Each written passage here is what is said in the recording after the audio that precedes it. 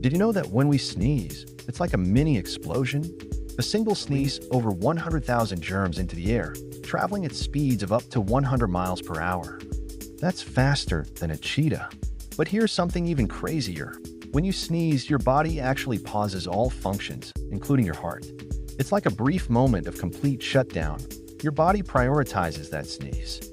And if you think sneezing is just a simple reflex, think again. It's your body's way of clearing out irritants from your nose, but it can also be triggered by bright lights or even thinking about sneezing. So next time you feel that tickle, remember, it's a powerful little act with some shocking science behind it.